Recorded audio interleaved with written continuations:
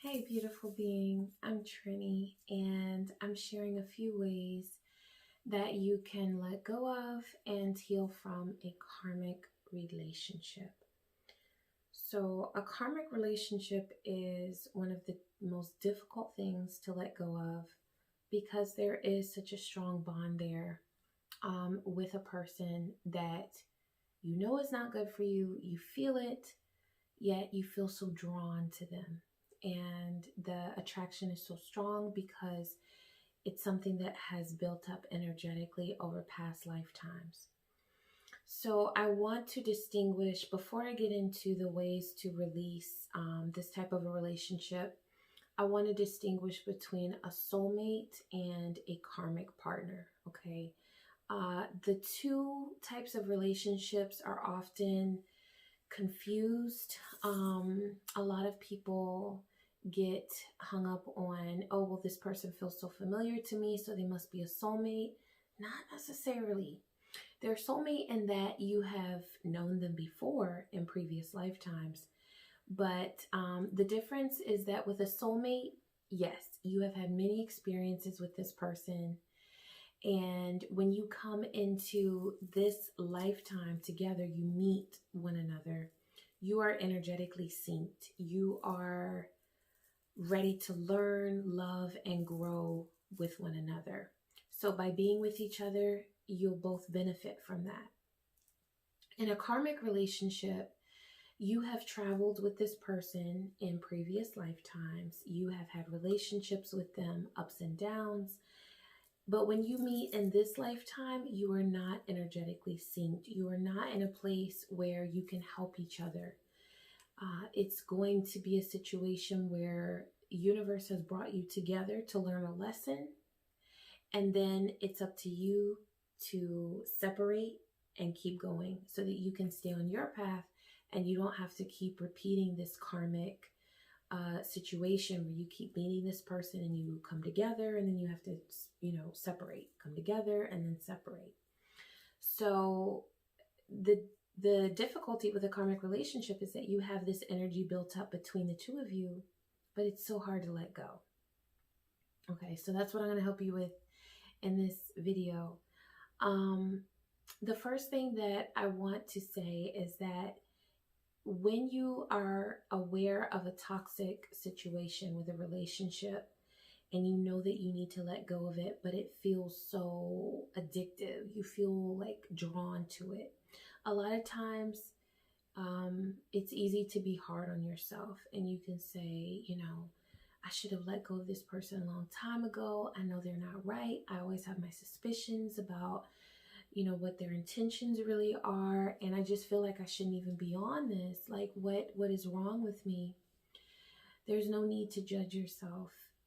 Just by understanding that this is something that you don't want in your life, that proves that you are at a place where you have achieved enough self-love to recognize that this is something that is not for you, and that you want to do better and separate from this negativity.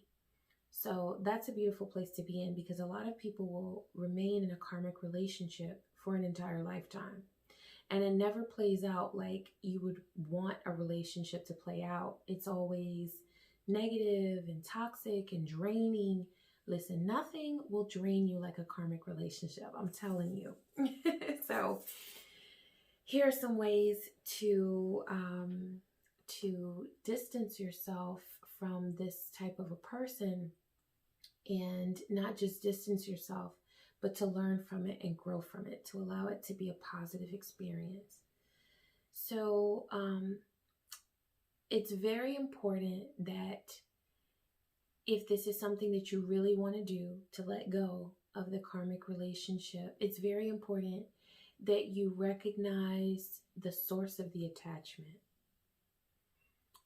There is a reason why you are so drawn to this person. And the reason is a lesson that your soul wants to learn in this lifetime. That's why the two of you are being brought together, or have been brought together. There's a lesson to learn from it.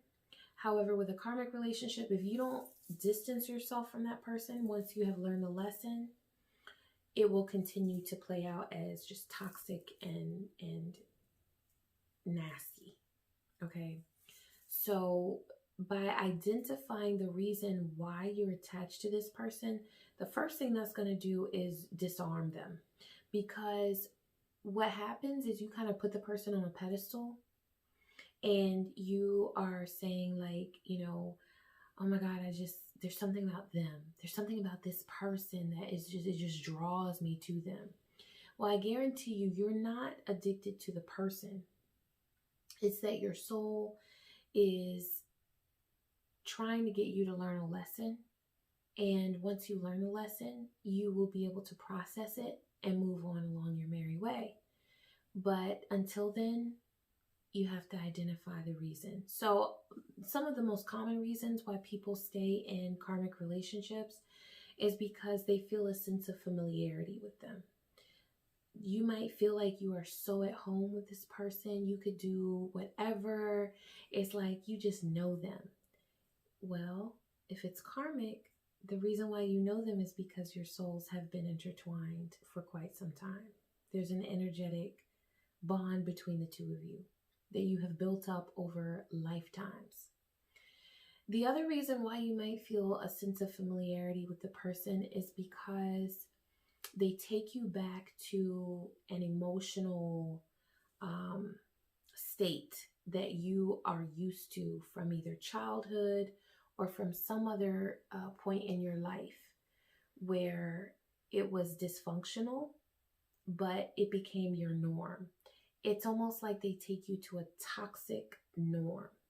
So an example of this would be if I'm with a karmic partner and he makes me feel completely insecure about myself and, verbally abuses me or, just says things that make me wonder, am I beautiful enough? Am I good enough? Well, his words might take me to an energetic state that I'm very familiar with from my childhood. Perhaps my father talked to me like that. Perhaps my mother treated me in a way that made me wonder, was I good enough? A lot of times a toxic partner, a karmic relationship will take you to a place where it feels like home. And it's not your soul's home, but energetically it feels like your home because you've been there before. It's your norm. It's a toxic norm. And so they take you back to that place. They might make you fearful. They might make you insecure. They might make you just doubt yourself. They might make you feel like, especially if it's in a situation where this partner is like not faithful to you. If that's the expectation that you'll be faithful to each other and they're not faithful to you, then you may have seen that play out between your parents, or that may be a feeling that you had before in your life. So it's taking you back to a toxic norm. Okay. Now you can change your norms. So that's the good news. All right. But that's the reason for the familiarity. Okay. Another reason why a lot of people stay in karmic relationships is they say, the sex is so good. Oh, they're so good. Well, my first thing is, do you know how many good lovers there are here on earth? Like, if that were really a situation where you felt so drawn to this person, there are other great lovers. So, you kind of have to say, well, how much of that is really accurate? Is it really the sex? Is it really that they're that good and bad? Or is it that maybe at some point in my life, I have learned to put my physical satisfaction before my emotional well-being? You know what I'm saying? The same thing with a partner that is beautiful. A lot of times people will say, well, they just look so good. They're so beautiful. I've never been with somebody so beautiful. Well, at what point did you learn in life that, you needed to be validated by a beautiful partner, by someone who's physically beautiful? And is that more important than your emotional well-being? Now, with the sex issue, you know, some people, that's the reason why they're in a relationship. They have a motive where they want that physical attraction. But in this case, it's very different because obviously it's an emotional issue. So you're invested emotionally. Okay. So I'm not saying that there's anything wrong with a relationship that is, you know, if there's an agreement where it's like based on sex, that's one thing. But in this case, emotions are involved, and, you know, you're sort of putting the priority, allowing the priority to be, okay, I need my physical needs to be met. And this person meets them, but they tear me up emotionally. I feel torn up inside anytime I'm with them.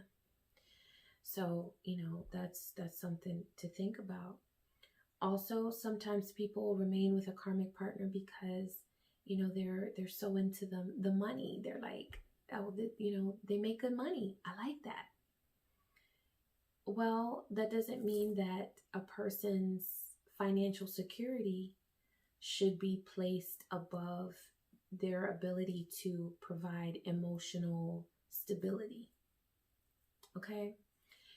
If that's why you're in the relationship, for financial security, then that's a whole other topic. You know, we don't need this information in that case because you know what your priorities are. But if you are in a relationship where you are with a person and they are financially secure, but you know, feel completely emotionally torn up every time you're with them, then we have to look at that and we have to say, well, maybe there's a lesson there. Maybe there's a fear of lack. Maybe there's a fear that the universe will not provide for you. Maybe there's a fear of, you know, maybe there's some insecurity where you feel like you have to depend on this person to provide for you. Whereas someone else could provide for you. You could provide for yourself and look to universe to provide for you. You know what I'm saying? Now, once you discover the reason for your attachment to this person, that is where your third eye is open. You see things for what they are. You are identifying the draw or the pull that this person has with you, this magnetism, this draw that you have towards this person. And so that is going to take away from a lot of the power that they would have over you. Okay.